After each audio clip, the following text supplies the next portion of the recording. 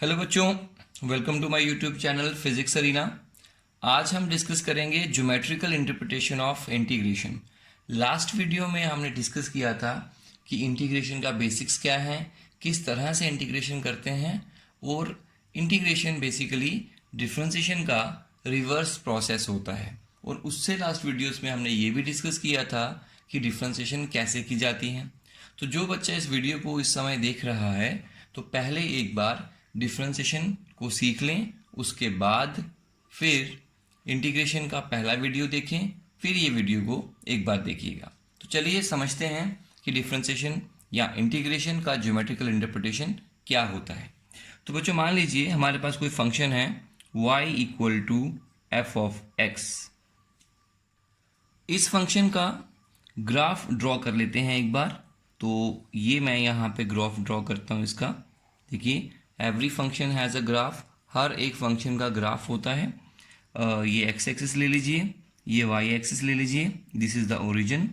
और इस फंक्शन का जो कर्व होगा मान लेते हैं वो कुछ इस तरह से है, it is a curve. Okay, अब ये जो पॉइंट है मैं यहाँ पे मान लेता हूँ, यहाँ पे एक्स आई है और यहाँ पर एक और पॉइंट ले लेता हूँ, that is x f. X का value, initial value, final value. चलिए, इस तरफ वाई एक्सिस में हम लेंगे एफ एक्स, मतलब वाई का वैल्यू, वाई एफ एक्स होता है, और यहाँ पे लेंगे एक्स का वैल्यू। तो ये फंक्शन को मैंने लिख दिया, वाई एक्सिस में लिया वाई का वैल्यू और यहाँ पे लिया एक्स का वैल्यू। मान लीजिए जैसे आपके पास कोई फंक्शन है एक्स या y equal to x cube. तो बच्चों ये जो है एक्स क्यूब को हम या वाई को हम एफ एक्स कह सकते हैं। तो यहाँ पे एक्स की वैल्यूज़ लीजिए और यहाँ पे वाई की वैल्यू लीजिए, ये हो गया। अब हम चाहते हैं कि हम इस कर्व के अंडर जो एरिया है उसको कैलकुलेट करें। कर्व के अंडर जो एरिया है वो ये होगा, ये वाला, ये एरिया होगा, मतलब एक्स एक्सिस के ऊपर ऊपर और इस कर्व के नीचे नीचे। जो भी इस कर्व के नीचे एरिया है वो हमें कैलकुलेट करना है। बच्चों एक बात और याद रखिएगा, ये कर्व जो है ये कभी ख़त्म नहीं होगा। आप जानते हैं एक्स की वैल्यूज़ कितनी भी डालते जाइए इन्फिनिटी तक जाएंगी, आगे भी और पीछे भी, इस वजह से कर्व चलता ही जाएगा। तो हमें इसका एरिया कैलकुलेट करना है, एरिया अंडर द कर्व। तो area under the curve calculate करने के लिए तो हमें इसका एरिया निकालना है। अब इसका एरिया कैसे निकालें? ये तो कोई रेगुलर फिगर है नहीं। हमने जो फिगर्स पढ़ी हैं जैसे स्क्वायर होता है, रेक्टेंगल होता है, ट्रेपीजियम है, तो रोम्बस है, उस तरह का ये कोई भी डायग्राम नहीं है। और इसकी ये वाली जो लाइन है ये कर्व लाइन है। और हम जानते हैं जो हम ज्योमेट्री पढ़ते हैं वो ज्योमेट्री ऑफ स्ट्रेट लाइंस होती हैं। तो हमारी कोई भी डायग्राम या कोई भी हमारी फिगर जो है वो इस पे मैच नहीं कर रही। इसलिए हमें क्या करना पड़ेगा, हमें इसको छोटे छोटे पार्ट्स में पहले डिवाइड करना पड़ेगा। तो मान लेते हैं मैं इसको छोटे छोटे पार्ट्स में ऐसे इस तरह से डिवाइड कर लेता हूँ। ये एक रेक्टेंगल्स बन रहे हैं। तो फिर भी इन रेक्टेंगल्स के एरिया हम नहीं निकाल सकते। इस रेक्टेंगल की जो विड्थ है उसको मान लेते हैं delta x. This is delta x, small change in x, small value of x is called delta x. Okay, और अब फिर भी हम इसकी एरिया नहीं निकाल सकते क्योंकि इसका ऊपर वाला पार्ट कर्व्ड है, तो हम नहीं निकाल सकते। पर हाँ, अगर मैं इस तरह से यहाँ पे लाइंस बनाऊं, ये देखिएगा, अब मैं इनका एरिया निकाल सकता हूँ। तो ये जो रेक्टेंगल्स हैं we can calculate its area. अब मान लेते हैं ये इसका जो विड्थ है वो डेल्टा एक्स है, और तो लेंथ कितनी होगी, मतलब हाइट कितनी होगी, तो यहाँ पे कोई ना कोई फंक्शन की वैल्यू होगी, let it be F x. अब मुझे बताइए ये जो रेक्टेंगल आपकी है, क्या आप इसका एरिया मुझे बता सकते हैं? बिल्कुल, इसका एरिया जो होगा, area of rectangle that is equal to f x into delta x. ठीक है, f x into delta x मतलब लेंथ मल्टीप्लाई ब्रेड्थ। इस रेक्टेंगल का एरिया निकाल लिया। अब ऐसी बहुत सारी रेक्टेंगल्स हैं, सबका एरिया बताइए। तो सबका एरिया कैसे निकालेंगे? Area of all rectangles is equal to summation of all f x delta x. जितने भी एफ एक्स डेल्टा एक्स हैं मतलब हर एक का एरिया उनका समेशन कर दीजिए, मतलब एडिशन कर दीजिए। सबका एडिशन कर दिया यहाँ से लेकर यहाँ तक, तो ये पूरा एरिया मिल गया। लेकिन बच्चों अभी भी एग्जैक्ट एरिया हमें नहीं मिला, क्यों? क्योंकि ये जो ट्राइंगल्स हैं छोटी छोटी, ये वाली, ये वाली, ये एक्सक्लूड हो चुकी हैं। इसका एरिया हम काउंट नहीं कर पा रहे, इसलिए हमें इसका एग्जैक्ट एरिया नहीं मिल पा रहा। अगर हमें इसका एग्जैक्ट एरिया चाहिए तो हमें इनका, ये ट्राइंगल्स का एरिया भी निकालना पड़ेगा। बच्चों सही देखा जाए तो ये ट्राइंगल्स भी नहीं है। बेसिकली ट्राइंगल क्या होती है? 3 स्ट्रेट लाइंस को मिला के एक ट्राइंगल बनती है, 3 स्ट्रेट लाइंस को। पर यहाँ पे क्या है, एक लाइन स्ट्रेट है, दूसरी है, पर तीसरी लाइन जो है वो कर्व्ड है। देखिए ये कर्व्ड लाइन है। तो कर्व्ड लाइन की जो ट्राइंगल्स होती हैं उनके एरिया कैलकुलेट करना हमें नहीं आते हैं। इसी वजह से हमें कोई और टेक्निक अप्लाई करनी पड़ेगी, अदरवाइज हम इनका एरिया कैलकुलेट सीधा करके इसमें प्लस कर देते और हमें पूरा एरिया मिल जाता। लेकिन इस बार कुछ और करना पड़ेगा। एक हमारे पास प्लान है, क्यों ना हम क्या करें, इन रेक्टेंगल्स की विड्थ को रिड्यूस करें। मतलब we will do delta x approaches to 0। इससे क्या होगा, हम कोशिश करेंगे कि इसकी विड्थ जो है वो कम से कम हो। अगर मान लीजिए मैं इसकी विड्थ को कम करता हूँ, एग्जाम्पल के लिए मैं यहाँ से इसकी विड्थ को रिड्यूस कर देता हूँ। ये देखिए, इसके रिड्यूस करने से क्या होगा कि अब ये रेक्टेंगल जो ट्राइंगल जो ऊपर बन रही थी, अब ये छोटी हो गई है। देखो ये वाला जो एरिया था, ये वाला, ये पहले बाहर था ट्राइंगल में, लेकिन जब मैंने इसको छोटा किया अब ये एरिया अंदर आ चुका है। अब ये छोटे छोटे 2 एरिया बचे हैं जो अभी बाहर हैं। इसका मतलब ये हुआ कि हम ज़्यादा एरिया कवर कर रहे हैं कैलकुलेशन के लिए। अब थोड़ा सा एरिया बचा। अगर हम दोबारा इसको एक बार यहाँ से काट डालें, ये देखिए, और छोटा कर डालें इस रेक्टेंगल को, इनकी विड्थ को कम कर दिया, इससे क्या होगा, ये एरिया भी अब इंक्लूड हो जाएगा और ये छोटे छोटे एरियाज बचेंगे। इसका मतलब कि अगर हम इसकी विड्थ को कम करें, कोशिश करें कम करने की, तो हमारा जो एरिया है वो एक्यूरेसी की तरफ जाएगा, मतलब सही होने लगेगा, एग्जैक्ट एरिया आने लगेगा। तो क्यों ना हम डेल्टा एक्स को 0 के नज़दीक ले जाएं। अगर हम डेल्टा एक्स को 0 के पास ले जाएं, उससे क्या होगा कि ये ट्राइंगल्स जो हैं ये इलिमिनेट होने लगेंगी और हमें सही एरिया मिलने लगेगा इस कर्व के अंडर का।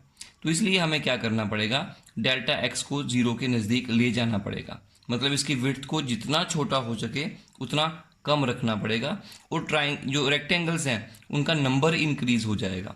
तो इससे हम इसका निकाल सकते हैं। तो हम निकाल सकते हैं area under curve is equal to limit delta x approaches to 0 summation f x into delta x. बिल्कुल सही। और जब ये लिमिट हम इस पे अप्लाई करेंगे तो बच्चों क्या होगा, एफ एक्स डी एक्स हो जाएगा। D x is very small value and delta x is a small value. तो मैंने इसको डी एक्स लिखा और समेशन का सिंबल बदल कर हम इस पे अब ये लगाएंगे, इसे कहते हैं इंटीग्रेशन का सिंबल। तो अब देखिए ये आ गया हमारे पास इंटीग्रेशन। तो basically area under curve is equal to f x d x. तो that is integration of f x d x. तो जब लिमिट अप्लाई किया तो डेल्टा एक्स को डी एक्स लिख दिया और समेशन को अब एक रिफाइंड वैल्यू में, मतलब एक नया सिंबल दे दिया जिसको हमने समेशन लिखा, एस फॉर समेशन। तो ये होता है आपका इंटीग्रेशन। इस तरह से इंटीग्रेशन करके हम ये एरिया निकाल सकते हैं इस कर्व के नीचे का। ओके, ये हमने इसको कर लिया। अब एक और इंटीग्रेशन बच्चों हमने इसके बाद पढ़ी थी जिसे हम कहते हैं definite integral. Definite integral basically integration के 2 टाइप्स बना सकते हैं हम लोग। इंटीग्रेशन के 2 टाइप्स बना सकते हो, number 1 indefinite integral and number 2 definite integral. Indefinite and definite. तो चलिए अब समझते हैं कि इनडेफिनेट क्या होता है और डेफिनेट क्या होता है। देखिए, अगर हमें ये नहीं बताया गया हो कि कहाँ से लेके कहाँ तक का एरिया कैलकुलेट करना है तो उसे कहेंगे इनडेफिनेट इंटीग्रल। मतलब विदाउट लिमिट्स जो इंटीग्रेशन करना है, जो एरिया कैलकुलेट करना है, दैट इज इनडेफिनेट इंटीग्रल। और अगर हमें ये इंफॉर्मेशन दी गई हो कि हमें यहाँ से लेकर यहाँ तक का एरिया ही कैलकुलेट करना है तो देन वी से it is definite integral. Definite और इनडेफिनेट का मतलब ये हुआ कि हमें लिमिट्स दी गई हैं या नहीं दी गई कि एरिया कहाँ से लेके कहाँ तक कैलकुलेट करना है, तो उसे कहते हैं डेफिनेट या इनडेफिनेट इंटीग्रल। डेफिनेट इंटीग्रल को लिखा कैसे जाता है, देखिए फंक्शन का इंटीग्रेशन करना है फ्रॉम 0 to 10, तो 0 से x इक्वल टू 10 तक करना है, मतलब x इक्वल टू 0 से 10 तक करना है, तो वहीं तक का एरिया हमें कैलकुलेट करना पड़ेगा। अब देखते हैं डेफिनेट इंटीग्रल को सॉल्व कैसे करें। एक प्रॉब्लम हम देखते हैं, मान लीजिए हम एक फंक्शन दिया हुआ है x³ dx एंड 0 से 3 तक इसे हमें करना है, तो हमें इसे इवेल्युएट करना है, इवेल्युएट दिस इंटीग्रल। अब कैसे करेंगे, इट इज़ विद लिमिट्स, तो इसको भी वैसे ही करना है। आप जानते हैं इसका फॉर्मूला क्या होता है, दिस इज द फंक्शन, ये फंक्शन है हमारा, तो इस फंक्शन का इंटीग्रेशन कैसे करेंगे आप लोग, देखिए x³ + 1 अपॉन 3 + 1 ये हो गया इसका इंटीग्रेशन। और अब लिमिट्स को भी तो लगाना है, इसलिए हम इसको ऐसे लिख देंगे x = 0 to 3। नाउ अब क्या करेंगे इसमें, अब हम देखिए मैंने आपको अभी एक फंक्शन ग्राफिकली बताया था कि ज्योमेट्रिकल मीनिंग क्या होता है। तो मान लीजिए एक फंक्शन है आपके पास और ये है x = 0 मान लीजिए ऐसे, और ये है x = 3, तो हमें ये एरिया बताना है, ये वाला एरिया बताना है x = 0 से लेकर x = 3 तक का। अब बताओ अगर मैं x की वैल्यू 3 पुट करूं तो मुझे यहां तक का एरिया मिलेगा। x की वैल्यू अगर यहाँ फंक्शन में 3 पुट करूं तो मुझे यहां तक का एरिया मिलेगा, पीछे से सारा यहां तक। और फिर मैं अगर उसमें x = 0 पुट करूं तो मुझे यहां तक का एरिया मिलेगा। तो अगर मैं यहां तक के एरिया में से यहां तक के एरिया को माइनस कर लूं तो मेरे पास ये बचेगा। तो इसलिए हम क्या लिखेंगे, पहले इसको सब्स्टिट्यूट करो, ये आएगा 3⁴/4, फिर करेंगे उसमें से माइनस, फिर इसको सब्स्टिट्यूट करो 0⁴/4 दैट इज इक्वल टू 3⁴/4, तो ये आएगा आपका 81/4 दैट इज स्क्वायर यूनिट्स। तो दिस इज द आंसर। तो इस तरीके से हम इसको कैलकुलेट कर सकते हैं। फिर से देखिए, अगर कोई कहे आपको साइन थीटा का इंटीग्रेशन करना है with respect to d theta, पर कहाँ से लेके कहाँ तक, अब देखो लिमिट्स कहाँ लगेंगी, थीटा = 0 डिग्री से लेकर थीटा = मान लीजिए π/2 तक बोल रहे हैं, ठीक है, 0 से लेकर π/2। तो कैसे करेंगे, पहले साइन थीटा का इंटीग्रेशन क्या होता है, that is minus cos theta हो गया, जैसे पहले करते थे, कहाँ से लेकर कहाँ तक, 0 से लेकर π/2 तक। ओके, अब माइनस को बाहर रखिए, या ऐसे करते हैं, पहले अपर लिमिट, ये लोअर लिमिट, पहले अपर लिमिट को सब्स्टिट्यूट करो, माइनस कॉस π/2, फिर फॉर्मूले का माइनस जैसे मैंने ऊपर बताया था, फिर माइनस कॉस 0, तो कॉस माइनस कॉस π/2 होता है 0, माइनस माइनस प्लस हो गया इसका 1, तो आंसर इज 1 स्क्वायर यूनिट्स। तो बच्चों इस तरह से हम लोग ये कैलकुलेशन कर सकते हैं। अब मैं आपको कुछ प्रॉब्लम्स देता हूँ डेफिनेट इंटीग्रल की, वो आपने उसको सॉल्व करना है। तो देखिए प्रॉब्लम नंबर 1 मैं यहाँ से स्टार्ट करता हूँ आपको देना। Problem number 1, integration of x4 dx from 0 to 10। Number 2, 3x² + 2x का इंटीग्रेशन करना है with respect to dx from 0 to 3।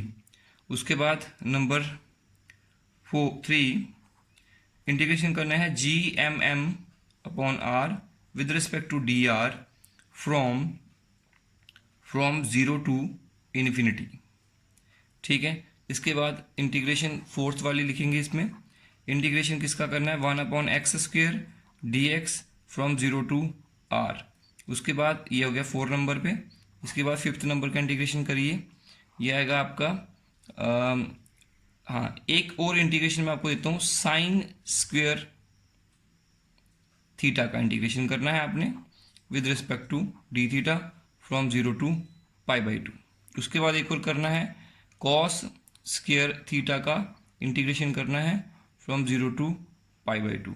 तो ये इंटीग्रेशन बच्चों आपने करने हैं, और जो नहीं निकलता है आपने मुझे कमेंट बॉक्स में बताना है कि ये हमसे सॉल्व नहीं हुआ। लास्ट 2 प्रॉब्लम्स में एक फॉर्मूला यूज़ होगा बच्चों, डायरेक्टली आप साइन स्क्वायर थीटा का इंटीग्रेशन नहीं कर सकते हैं, इसलिए आपको यहाँ पे इसको पहले रिड्यूस करना है सिंपलर फॉर्म में।